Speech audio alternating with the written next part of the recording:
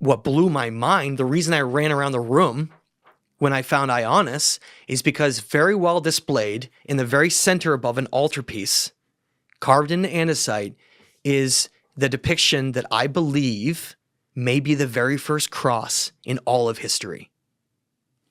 Okay? Now, for those who want to know what that specific type of cross is, that cross is later known as the Knights Templar cross or the Knights cross or the Red Cross. Now, can we pull up a couple images on there while we're talking?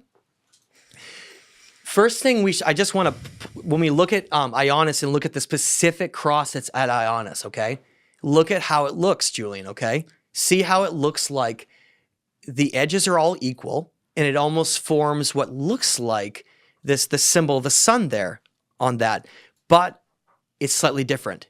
That type of cross that we see that came out of Ionis, we then find at the core of some of the most highly established and most powerful religious groups in the world.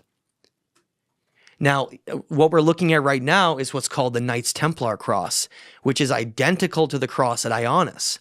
And we also find that same cross in some of in Ashurbanipal's lineages with another ancient king that ruled during the time of Ashurbanipal called Sensei.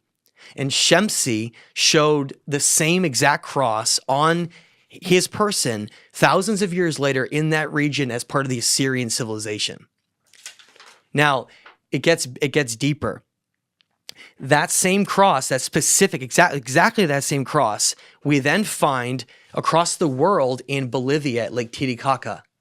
This, I don't have an image in front of me for that, but you'll have it in your you can pull up over there. Yeah. Is that the same symbol, the cross symbol at Lake Titicaca, as well as the Chicana symbol from this match up identically.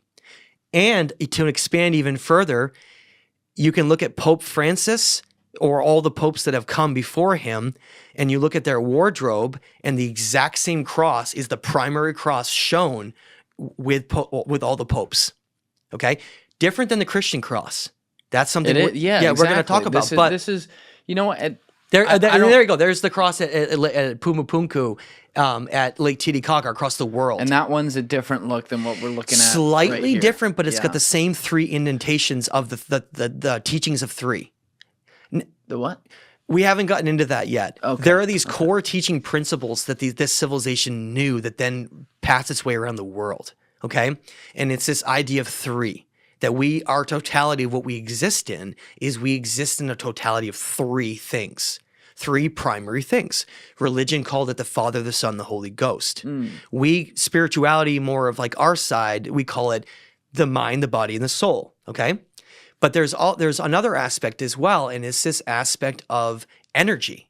And they believed that because we have a defined masculine and feminine energy, okay, and that's what this is right here. Because we have two sides that if we can balance the two hemispheres of our left and right brain, our masculine and feminine energy, we unlock a key. A key unlocks something that is not hidden. It has become hidden now, but back in this, when this civilization was learning this, they were like teaching us, and this is called the triptych doorway. These three doorways with a central doorway in the middle on how to basically achieve higher states of consciousness. And what it means is, I just want to add this. Go ahead. If you balance the left and the right sides, the hemispheres, the energies, it doesn't matter. They're all related, right? Your left brain is usually masculine, your right brain is feminine. Same thing. It's just part of our totality of what we exist in. What they're saying in this, and why is fleur-de-lis symbol is pointing to this. Fleur-de-lis is killing me hearing that. Well, I'm telling you that symbol goes back a lot further than France. Yeah. Okay. I get the connotation. Well, you can see it right on his helmet and his hat right here. I just remember from the movie L.A. Confidential. Well, so what they're saying is if you can balance the left and right sides, these other totalities of what we exist in, like the mind, the body, right? Mm-hmm.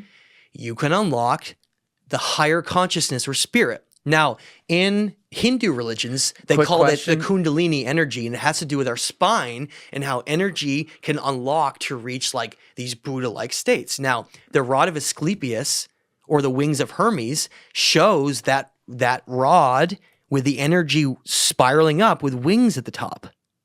It's the same thing as this. That's what they're trying to say in this box relief from Kef Temple. Is some of what you're saying about the takeaway here, or is all of this your takeaway building on top of it, or are you also including other experts who have? Yeah, so I worked brought with in a this? lot of other experts because this was my theory in finding these, because a lot of these discoveries are very new. Who'd you bring in? I brought in Paul Wallis to confirm with me. We spent like a whole weekend actually hiking. I came to Colorado. And who's he? Paul Wallis is an anomaly in our field, okay?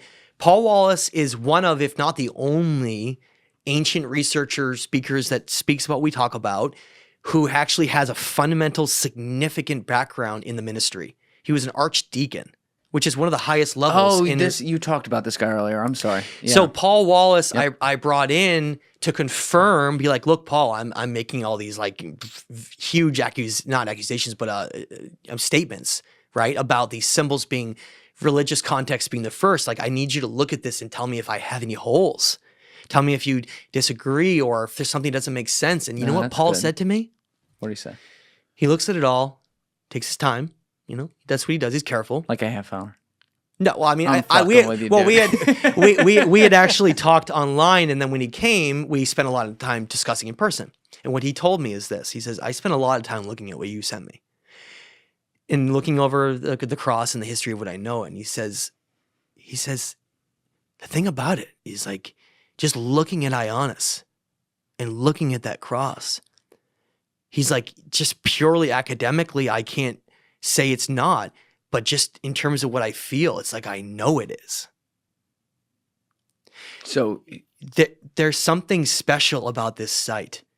But he's going on feel there. No, he's looked at all the images, all the stuff depicting it and seeing it. He's adding another layer to it. And it's a layer that I'm trying to explain as well, is that my life has gotten somewhat strange since these discoveries. It's kind of weird dreams, things that have been happening that are hard to explain. Like let me just put it this way, and Paul was trying to hint at that. What if this is what I say it is?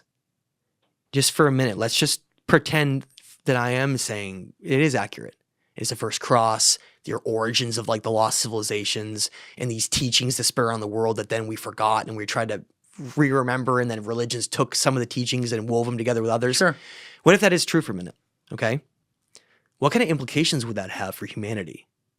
Imagine finding the very first cross that has a different meaning than it ever became. The very first chalice cup that has a different meaning. Yeah. I mean, it might be. It's what humanity needs. Yeah, but it's it would be an incredible find, but it might be less consequential than you think. Because I'm just going to cherry pick one, sure. Right? You look at the cross. The cross became... And it's interesting to look at all the images you pulled up of people in pop culture, right. including in religious circles, by the way, yeah. who happen to be using this type of cross right here. Yeah, the ancient Knights Templar cross. But like the cross as we know it, do you wear a cross medallion, Alessia? That's the Christian cross. Right. Yeah, that's a Christian cross because that was this, and it's a different shape. It's different. It's different length. There's actually more than 20 different crosses in the world. Just so you know. And it's I'll bet there's a lot more than that actually. But it's the thing that Jesus was executed on. It's the sacrifice symbol. So it became its own symbol again, not that long ago. We're talking just over 2,000 years ago, right? Yeah. This as like potentially the first type of cross we've seen. It's similar. The feeling I get when I look at this as a layman, is like we all joke about the first time caveman figured out the wheel, like, oh shit, it rolls. It's almost like this is the first time they took a scrape and they realized they can cross to make a shape. You know what I mean? I don't mean to oversimplify it, but that's what would make this extremely cool. It's like it's the first time they were using some sort of carving to get across a point that's not in a word, but it's in a shape that would become almost numerical or alphabetical. Does that make sense? It does, but what if they're not? What if it's not based on that simplicity? It might not be. Like if you look at the associated symbols in Ionis, you see that it's a sun temple. They're worshiping the sun, and the sun symbol looks actually it looks very similar to the shape of the cross symbol in terms of being a circle. Okay, it's creating this circular type of symbol, and I think that is part of the meaning behind it. Okay, and this gets into what does a cross mean? What did it used to mean? How about not what does it mean in Christianity in terms of a sacrifice type of way symbol. Before that. Okay. Yeah. Well, the interesting thing is that, again, let's get back to the box relief at Kef. It doesn't have any crosses on it, right? But it's got a lot of associated symbols that are similar in terms of like the triptych doorway in reaching higher states of consciousness and the tree of life. You see that? Well, if you take those associated symbols, you can figure out what they're trying to say in this. And what I believe they're trying to say, if you look at the tree of life, how this is being passed is that, first of all, a cup or a chalice signifies a significant religious or spiritual doctrine being passed. So if you look at the original cup, it had nothing to do with sacrifice or blood. That's what it originally meant. It was like a doctrine. And here he is taking what's not a lance or a spear. That's what, remember, like we talked about. He's taking the seeds from the tree of life, and he's passing the knowledge of that. What does that mean? Like, well, the tree of life has been shown in Mesopotamia and here in other parts of the world as a symbol for balance. Balance with everything, because nature is perfectly balanced. We're just not. They're trying to say, look, you are not separated from nature. If you want to reach higher states, just like nature, you need to find balance. And if you find balance, see how they're on either side of the tree of life? It's a focus. Because they're in charge, according to the tablets, they state that these deities of Sumer, they call the Anunna, are in charge of holding, and I put in quotes, that's a direct quote, holding and maintaining the balance. Maintaining the balance here. That's like their job. They're like in charge of that, supposedly, in the tablets. Okay? Can I ask you a hypothetical here? I want you to pretend I am, or no, you are, a mainstream archaeologist. Okay. But you're not a piece of shit. You're not like a Zahi Hawass. Right? Okay. You're not an embarrassment to mankind. How else, and let me remove the word mainstream. Let's say I am a dissenting, on your opinion, archaeologist, and I have no allegiances whatsoever to other people. I'm just looking for the truth. Don't give a fuck if no one ever hears about it. Right. What are the other ways that you could, or the main other way, if we're going to keep it simple, that you could interpret this that is not how you interpret it? That's the funny thing is I was explaining those archaeological papers, and they did just that. I mean, I printed them all off and I highlighted sections because the film we're making, we might actually use that with an interesting way to. Well, I mean, for instance, our idea with this film to be experts is that we're going to get attacked for not being accredited archaeologists. So I got smart and I realized I just took every single paper from all the archaeologists that wrote about the excavations on site and then just used their own words against them, their own quotes. Them coming out and saying something doesn't fit or doesn't match or doesn't align to that, even not coming out and saying it's not the Urartian civilization, we can still read between the lines and what's very obvious in what they're saying. Bravo. Yeah. Okay? And so I simply will fall back on their papers and I'll say, look, it's almost laughable that they're trying to mold around their previous expectations of the archaeologists that came to try to define those, right? Even a child could read some of those papers and know what they're trying to say. They could. It's like, you know when you want to say something so bad but you can't, so you literally like put so much emphasis on saying it but you don't, and everybody knows exactly what you're saying?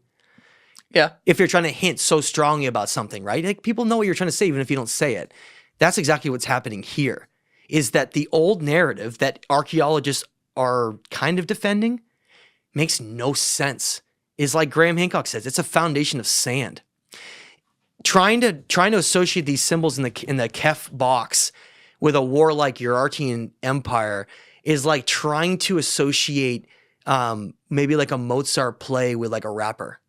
It doesn't make any sense. You're like not even in the same place, right? I don't know if that's a good analogy, but that's what I'm trying to say. I think that's fine. Yeah. Is that the depictions here, once you start figuring out what they mean, and to know that you'd have to study ancient civilizations and symbols and try to carry them over, and that's what these are, is that these symbols are directly from Sumer.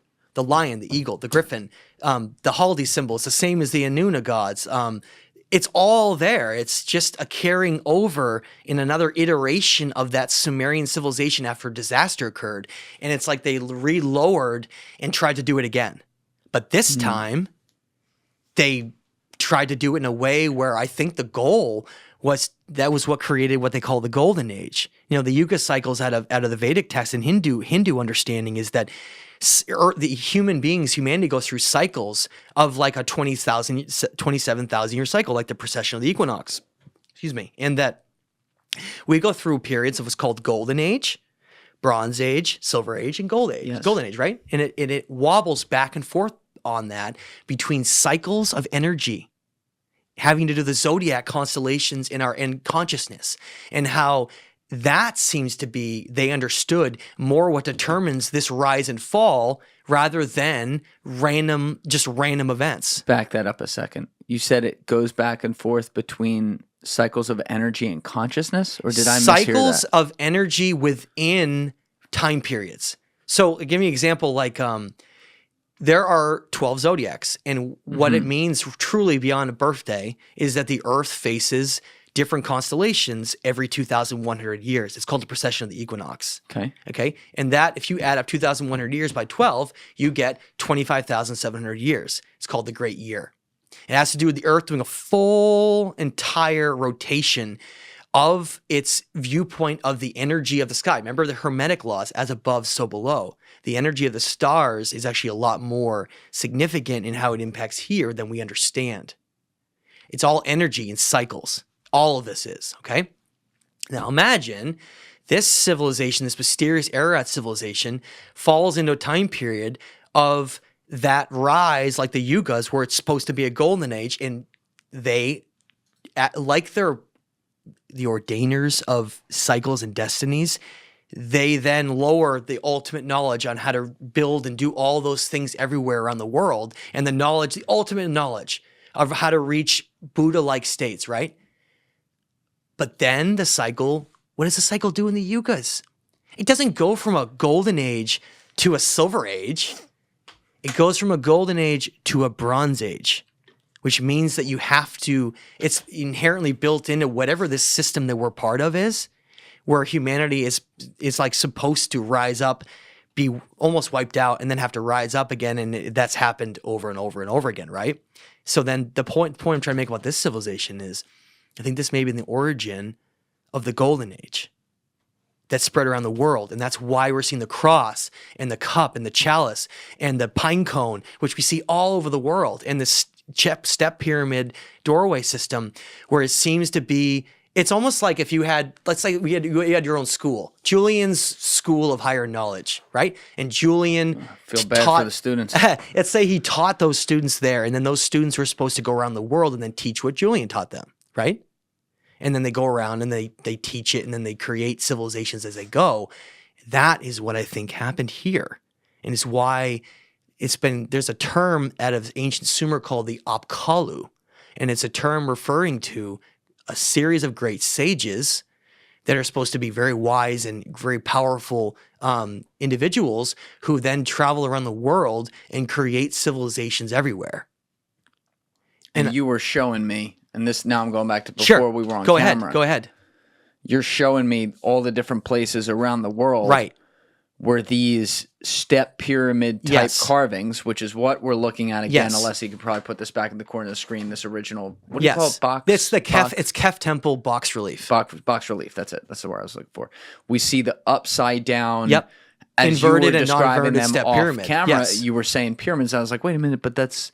And you're like, it's a step pyramid. You ever seen what a ziggurat looks like? Right. Exactly. It's exactly a manifestation of that. Yes. So now we see it in different forms around the world, slightly but the differently. same pattern. Exactly. Like it's either in a diamond, like both. Yes. Or it's facing upward, or it's just facing downward. Like right now, I'm looking at Saudi Arabia. I'm looking at Tiwanaku. Yes. Where am I looking right here? That's Pumapuku Tiwanaku by Lake Titicaca, both of those. Okay. So these are all different. Now this is Ollantaytambo. That's in Peru. This is Ollantaytambo, not Machu Picchu. So now what you're seeing is, right? And look at this one. Wait, that's not Machu Picchu. Yeah, it's right next to it though. It's Ollantaytambo. Yeah. But I mean, what you're seeing is that step pyramid is not really like a physical representation. It's you see the levels? How many levels are on that step pyramid? Go up, up, up, up. Which one am I looking at? Down there on the box. There's 3. You see this? Look. Show me where you're looking. 1, 2, 3. You see that? Okay. Yeah. Now, that totality of 3 is everywhere Yes. in this civilization. Yes. And you can see it. Not great, but you see how there's a T-shaped pillar and then there's 3 indentations on the central pillar right there. So for people following along when they're looking in the corner of the screen, we're looking at the box relief and you are looking on the right side. Above the tree of life? Above the tree of life, there's 3 little things we see carved into the stone within that pathway. Now, you want to get really exciting here. I always want to get really exciting here. Come on, Matt, let's go. Okay, I'm going to show you a picture because I don't have it on, my phone's not on. I'll show you it later, but you just got me excited for nothing? I'll get you images. I'll get you images to put up later. Go ahead. I was at Cavis Tepe. There's people that do some tours, like limited, not much. And someone had taken, and I'll get an image for him to put up on this. Okay, it's wild. Someone had taken pictures of the site, and I'm looking around to learn as much as I can, every angle, everything. Right in the corner of one of the walls of these megalithic walls at Cavis, there was this artifact, 2 of them, maybe like 1.5 feet tall, somewhere in there, made out of basalt.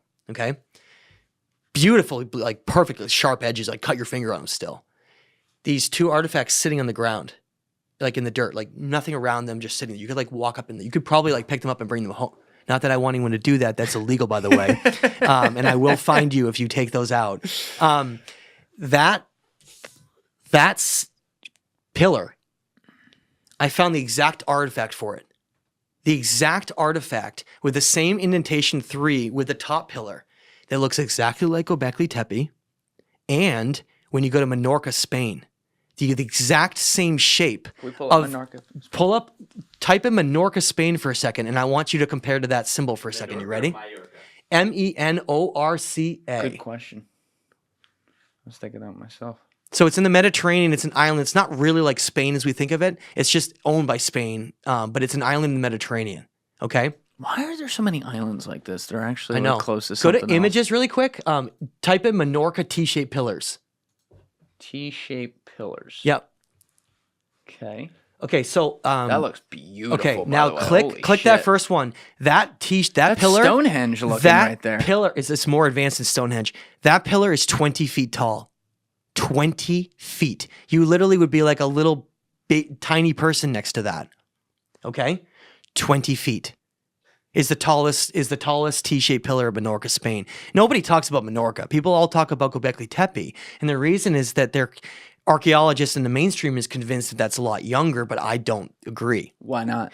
Because that is the exact shape and the same type of highly sophisticated megalithic design with these enormous stones that we see in other parts of the world. And the theories that I'm putting forth is that this civilization with its sages moved to different parts of the world and taught different things as they went along. Okay. How big do you think this civilization was, or is there no way for you to really know? You do kind of know, because you can't have a civilization that's small if they're making very elaborate cultural things. They have to be somewhat of advanced. What's big, what's small? Big back in this time period would be probably anything over 20,000 people. Okay. All right. Sizable. Yeah. I'm not saying there were only 20,000 people in this civilization. But it was at least 20. At least 20,000 people. Okay. And it's like the bottom half of Hoboken, bottom third of Hoboken, right? Give or take. Now, Crunch Fitness. Going back to that, for a second, look at Ionis for a second. You see how I've circled what's called the hourglass? Yes. Okay. Right here on the left, again, the left now, of this picture. So it's on the take all those symbols for a second and put them together. What does that mean? Well, you have a sun symbol, you have an hourglass symbol, you have the cross symbol, right? And then you have this Haldi, which became my company logo, passing all of those things, or showing that he's protecting them. And you notice he's kneeling on one knee, okay? Notice that he's kneeling on a knee. What's he doing with his hands? He's like this. Am I fucked up right now? Isn't like the devil's symbol like that or something? He's not doing that. He's going like this. He's not doing that? No, he's like this. passing, okay. like passing right. something, okay? Okay. Now, let's put it all together for a second. It's telling you something, okay? The sun, we know it's a sun temple, so they're aligning it to the different equinoxes and different, different things with the movements of the sun. So for them, the most sacred, there's 2 time periods that was most sacred of all the ancient civilizations. Take away our holidays. For them, the summer and the fall equinox, spring and the fall equinox were basically the most important 2 times for them. The time period when the sun comes directly, vertically over your head, okay? That's the equinox. That's what it means. An equinox simply means that the sun, it's only 2 times the entire year this happens, right? That's what they're called that. The sun passes directly overhead. Yes. So for them, because they're worshiping the sun, because they believe the sun was God, okay? They called the sun Anu or Utu, depending on how they want to use it. You're going to take my next question right out of my mouth. Keep going. So they believed that the sun was a divine intelligence of God. Okay? And that they believe that stars, the sun, are very different than we perceive them today. They're not just plasma gases that float around, whatever. That they are actually have a lot of intelligence, and that the cycles of consciousness on Earth may be related to the sun cycles. Okay? The cycles of consciousness. Yes. Those yuga cycles of us reaching higher states and then going back down to lower states, they seem to be based on things that have nothing to do with us at all. And we seem to be just along for the ride. That's what it seems more like, okay? Now, go back to the temple again. So it's a sun temple. Just like Tiwanaku is a sun temple with specific focusing and mapping the sun. Same 2 things, exactly. That's the famous sun gate you've seen. I don't have the sun gate picture on here, but everyone's seen the famous gate of the sun, right, at Tiwanaku. But also they have the hourglass. What does an hourglass mean to you? Time. Right. So if you had an hourglass and you had a symbol of the sun above it, and you use the sun to measure time, you're referring to being a keeper or like a protector of time. Because look at what's next to the hourglass. Why do you say a protector? Because what's the symbol that's next to the hourglass? Look, what is that?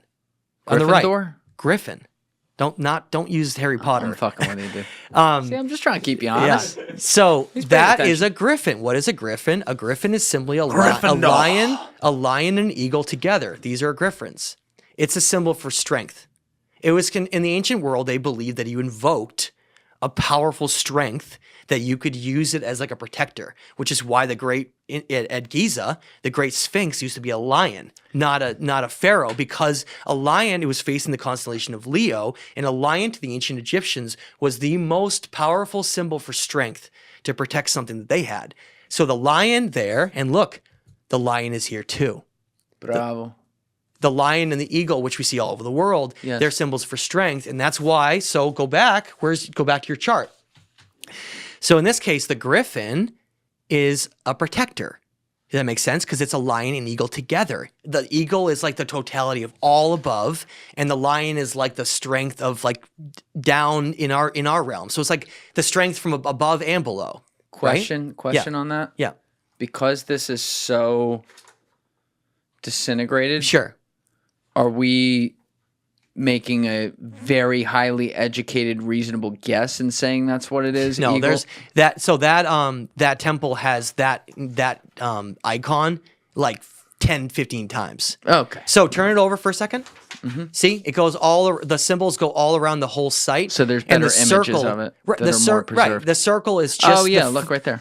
Yeah, see? So the circle, it just happens to be in front of the altar where the cross is, where the main symbols are. That actually looks like a fucking unicorn. Whoa. It's a griffin.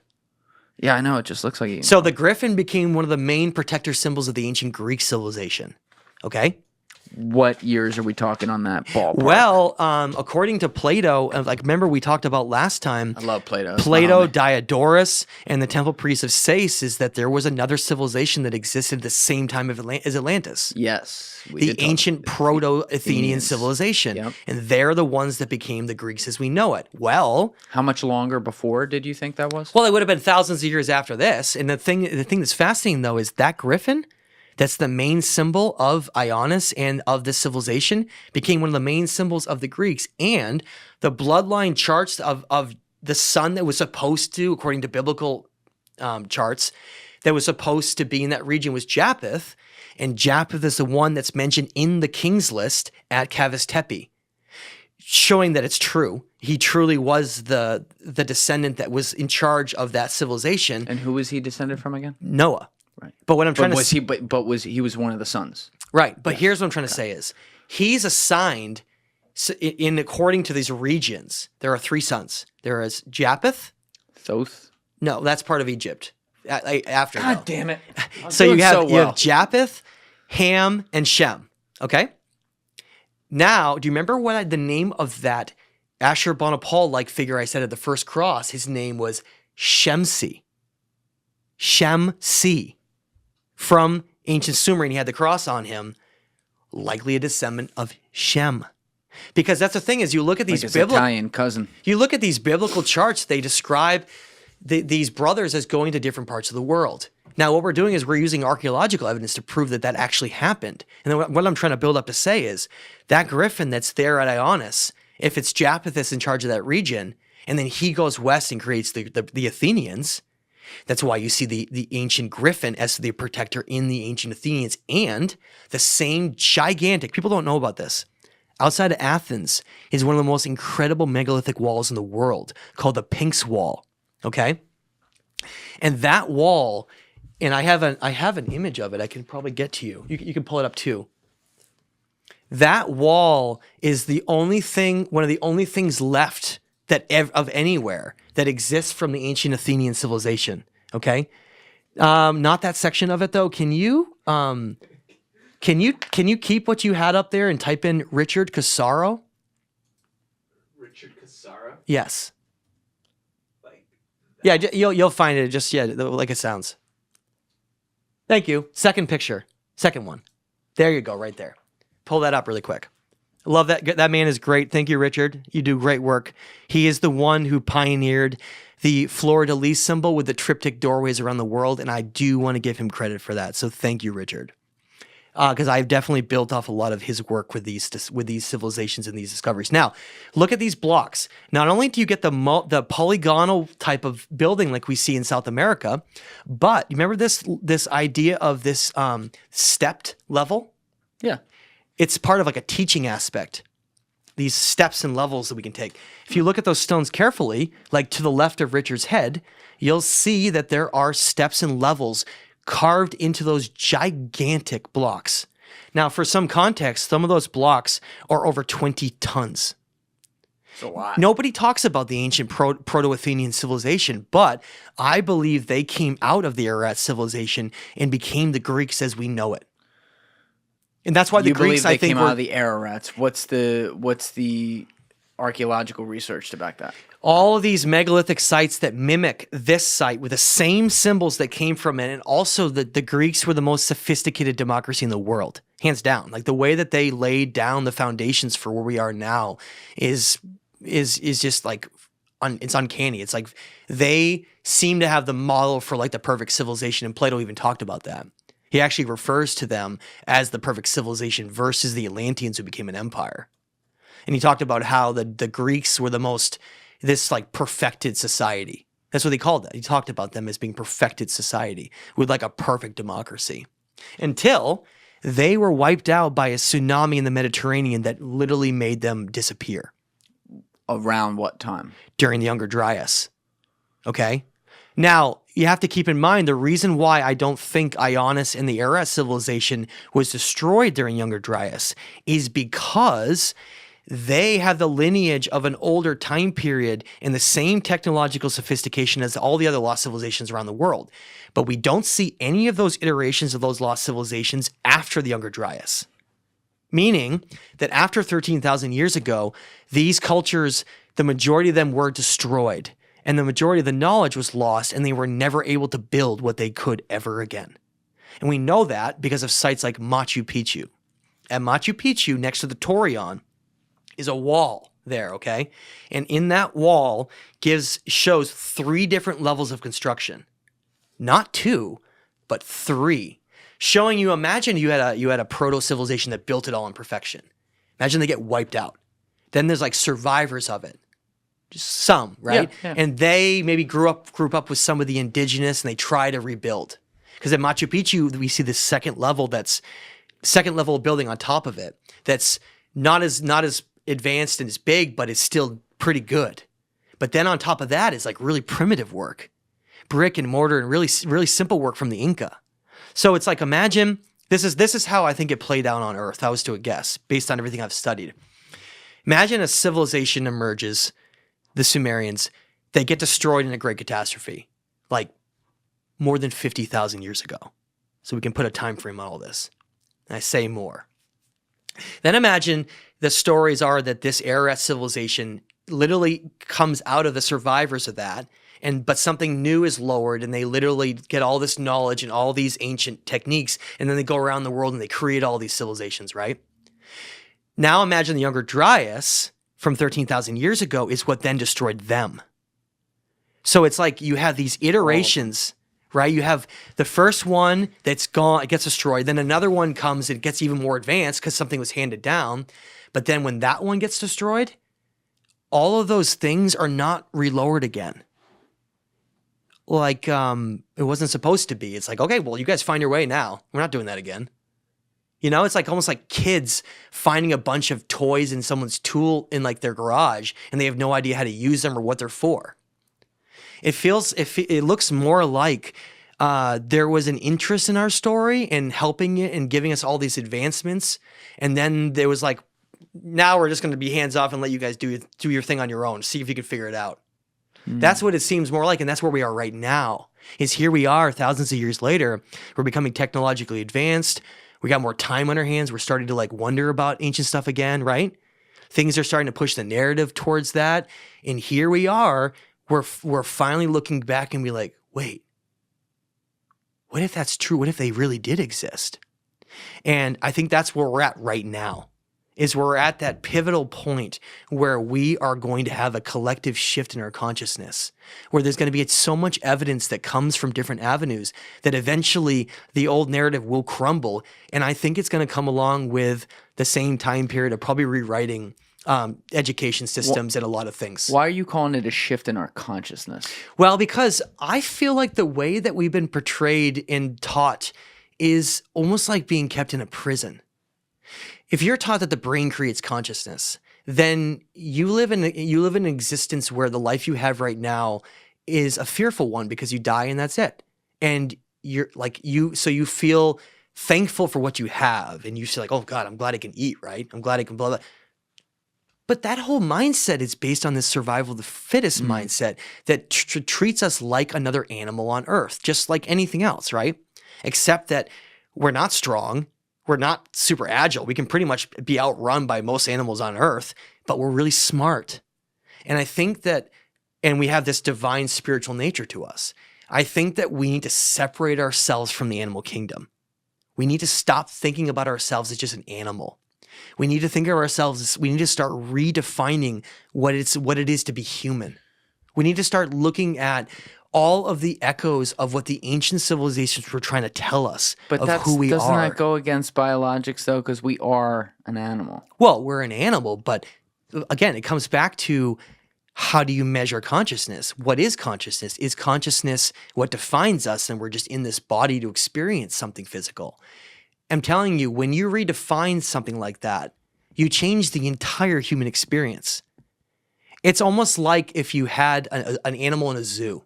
Okay, let's say you, like, an animal has never been anywhere else his whole life. It's just in a cage, and it's with other lions in a zoo, and it's like, oh, this is my existence, right? I'm like walking around in here, and there's people looking at me taking pictures. But then you take that animal, and as stressful as it is, and you bring it to Africa, right? That lion, and you let it out, and all of a sudden it's like, whoa, where am I? This isn't what am I supposed to do? There's no food being brought to me. I'm not eating out of a bowl anymore. Yep. What I'm trying to say is I think that we've been conditioned into a controlling type of mindset on what we are and who we are to keep us complacent and keep us focused entirely on giving away the creative potential and the divinity of who we truly are to someone else. Okay, let me ask this question. And I think you make a lot of fair points about some of the, let's say, organization of society that happens no matter what, right, even when there's better logic sometimes. Yeah. I don't disagree. Let's play devil's advocate though.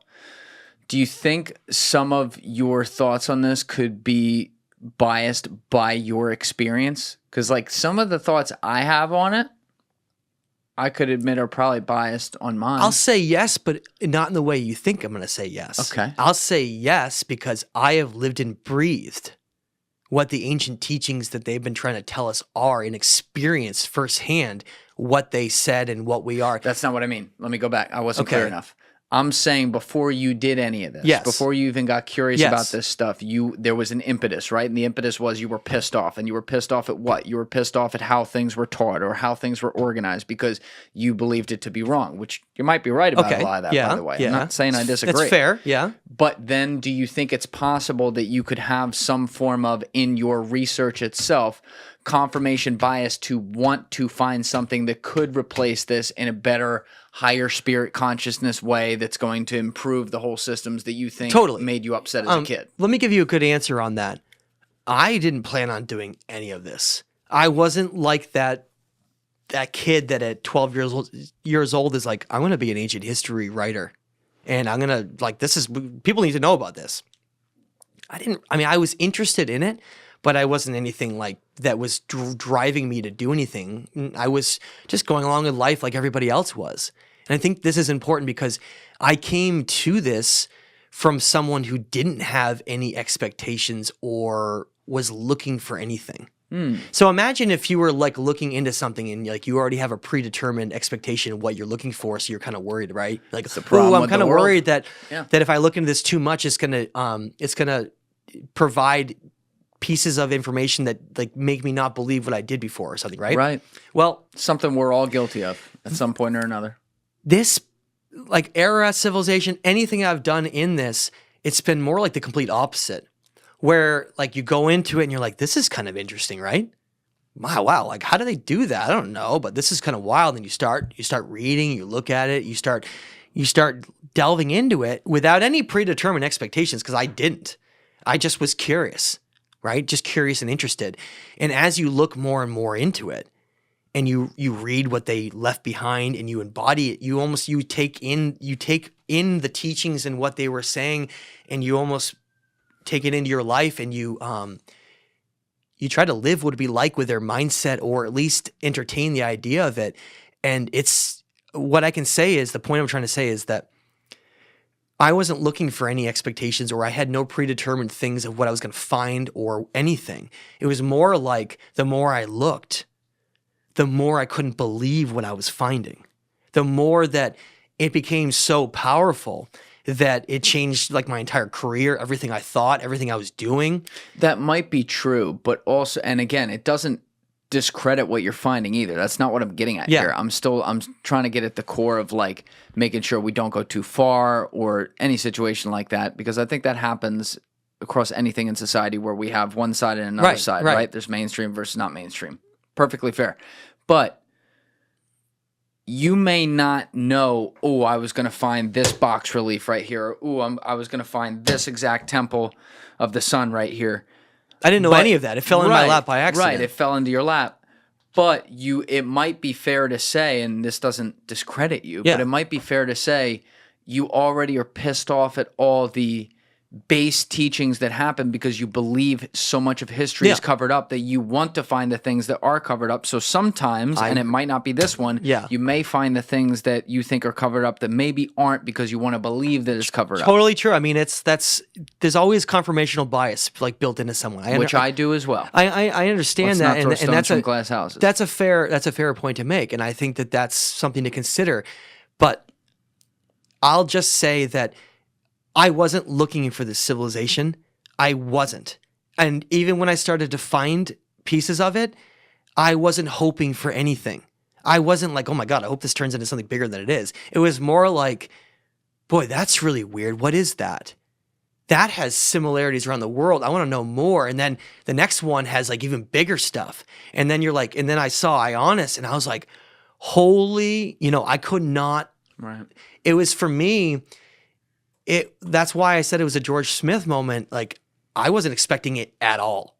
And I think that's what you're trying to get at is I wasn't like hoping that something would bend around what I was looking for to become something like, oh, I hope this civilization exists to finally prove everything. It literally just fell into my lap, and the more it unfolded, the bigger and bigger and bigger it got until I realized the implications of what it really was. From someone who's an obsessed, I can look at any megalithic wall in the world. I do believe you sit down and jerk off to megalithic walls. I can look at any megalithic wall in the world and tell you where it is. I bet so you I can. hope someone can challenge me on that. Yeah. So when I saw these, it got my attention very quickly because I had never seen those walls before. And that's what led to these discoveries. But your point is fair to make. I had no expectations or anything going into this or even knew what to expect. It fell into my lap and then changed my life forever. Recently, too. About a year ago, this all started, yeah. Oh, so you knew about some of this when you were in here, but weren't talking about it yet. No, well, you and I were talking. I had found Cavis, not discovered, but had connected. I'll say Cavis and Kef, but I hadn't even known about Ionis yet, or the connections with South America. So a lot of this grew and got bigger and bigger and bigger, and I think the whole point of this is that we're gonna try to tackle this film. And I want to mention this to people. So what we're doing is we have an incredible director and producer. I won't mention who they are yet, but they've done some amazing things. And we have a team of 4 experts from around the world, and we're going to be traveling to Lake Vaughn, to these sites, and Bolivia, and we're going to go and capture all of these incredible sites, these discoveries, bring them all together in a film that is powerful, and then go all the way to Bolivia and show the same symbols. And we're hoping we can build off of all of the amazing work like Graham Hancock did on Netflix with Ancient Apocalypse. I don't think people are understanding the significance of that. It's all about pushing a narrative forward. In order to do that, it takes a lot of time, moments like precisely timed for when people are ready. And Graham getting that on Netflix just opened up the avenue for this to be talked about in a way that where it never has. And so what we're hoping to do with this, to get on Netflix or something like that, is to make a film that encompasses this in a way where it like touches people's hearts. Imagine touches people's hearts in a way where, look, here we have potentially the oldest cross on earth that was supposed to be about this totality of harmony and balance with the universe and reaching these higher states of consciousness. Who's going to fight that? In terms of like, I don't like that. Like, what do you mean? Like, these are... As long as you back it with real evidence. Right. These are the core teachings that went around to whether or not it's the ancient Hindu civilization cultures, or it's the ancient Maya, or it's the ancient Peruvians, or the Egyptians. They understood a lot of this. They understood it. The thing about this stuff, and this is why I don't envy the position you're in this way. I love the type of work you do and like the research, but when it comes to the messaging of it, the reason I don't envy being in your position or other people who come at it from different angles is that when you start getting deep enough into history, into ancient history, you start to sometimes encroach upon where people have their set meaning, right? Big time. Yeah, and I'm not just talking what you think, like organized religion. I'm talking how people then view the rest of history, and then what that means about them and where they are. That's why this is so dangerous. I understand that. Yeah. So even though you may sell it and package it in a great way and say, "Ooh, we're going to look at our consciousness and excitement," and you said like, "Oh, who's not going to buy into that?"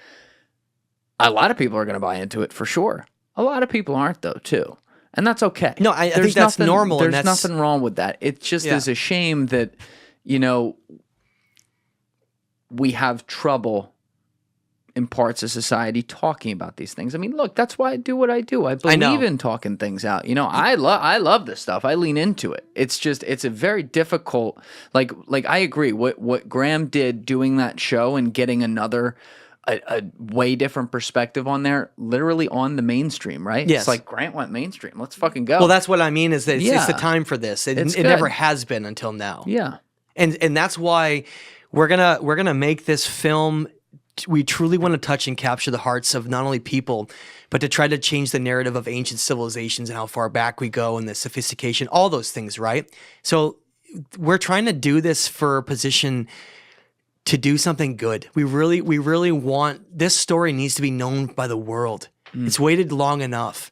And so if people want to be part of this, to contribute to the film, or at any point, please go to thestageoftime.com and just check out everything we're trying to do, because it takes a lot to change history. And I know that's a loaded statement, but it's not just one person. Like Graham and like, if you want to know who changes history, how about like the start of what unveiled with Robert Bauval and John Anthony West in Egypt?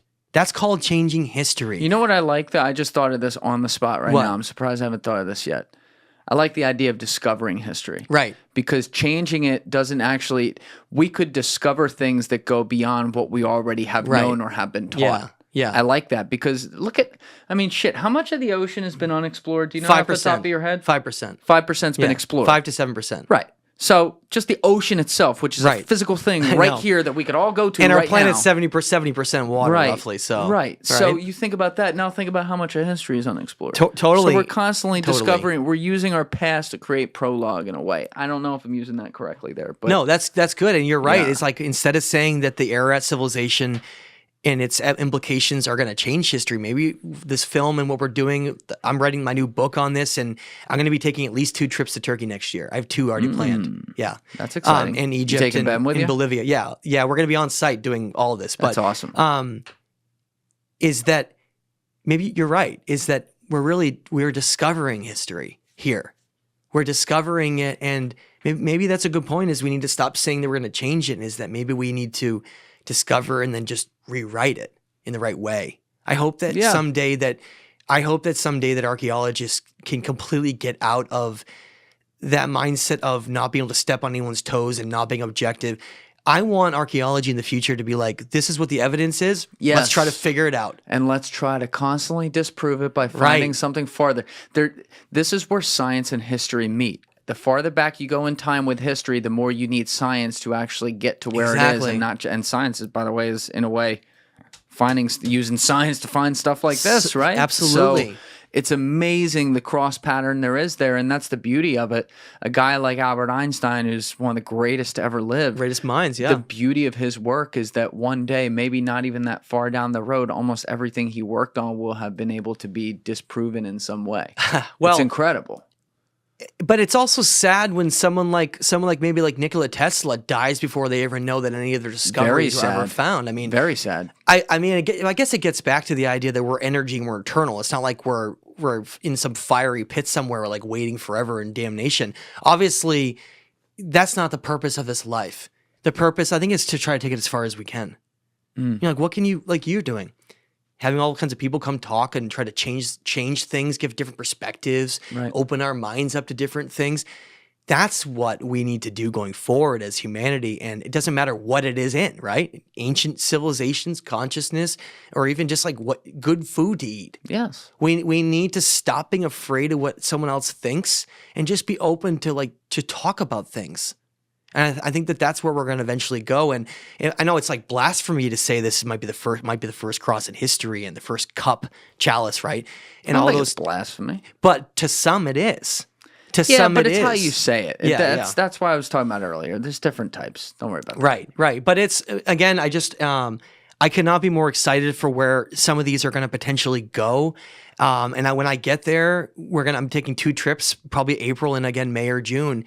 And I'm going to be doing measurements, complete photographs and analysis of the sites.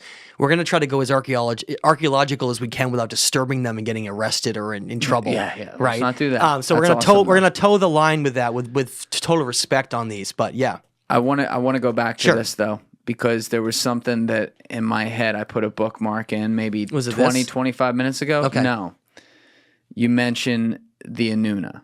Sure. In relation to what we were looking at which is here. What this is basically right here. Okay. Yes. So we had talked a bit about the Anunnaki. Which is the same thing. The Anuna is the Sumerian version. We had talked a bit about the Anunnaki last time, and we hadn't really gone all the way down into it. So if you don't mind, what I'd like you to do is give some people a refresher on what we think we know about them, where the origins are, etc. So the Anunnaki or Anuna is a very mysterious area to explore. It's one that has a lot of opinions from a lot of different people. And it's perhaps one of the most enigmatic of all concepts to think about. And I really mean that because when you read the tablets about how they're described, it almost comes across as supernatural and fantastical. It's something where we have to look at it in a lens where like, so what are they then? To give people a little background before I read a little bit here, just to fill in the gaps, is that what we find before the Ararat civilization is that the original Sumerian civilization that came out of the Iraq area that I talk about with Eridu and then Shuruppak as the last city, they discuss very extensively in the tablets this group of Sumerian deities, these beings they call them, that they call them the Anuna and Sumer and Anunnaki in Assyrian and Akkadian. And what that word translates to mean is those from above, those from heaven to earth came, or those from above to earth came. It just basically those who were from this realm or us came here. They stayed, okay? And I don't want to label that as what a lot of people will jump on right now. Like some people will be like, oh, wow, they come here in a spaceship? Are they like flying around space and then they come to Earth? I don't think this is that way at all. Now, I am probably one of the only researchers that has that opinion. I fall in a bit of a crack. Well, I fall in a bit of a crack because you either have researchers who are like all in and like all their physical beings at all these like technical tools and they came here in like spacesuits and right. People either go all in, or you get academics to like, well, they're not actually real. They're forces of nature and the planets, and they're not actually anything tangible. So you get the extremes of both ends. Okay, that's what you get. You get the extremes of both ends because it's interesting that if you learn about ancient Sumerian and the gods that are associated in stories, you find out that there are two very distinctive things. There are the forces of nature, and they're represented by like things like fire and storms, right? Storm gods, and Adad is one of them, right? So, but they're depicted like beings, storms, and forces of nature. And it's really easy to be like, oh, so they're all that. Oh, they're all just like forces of nature and things like that. So that they're not real.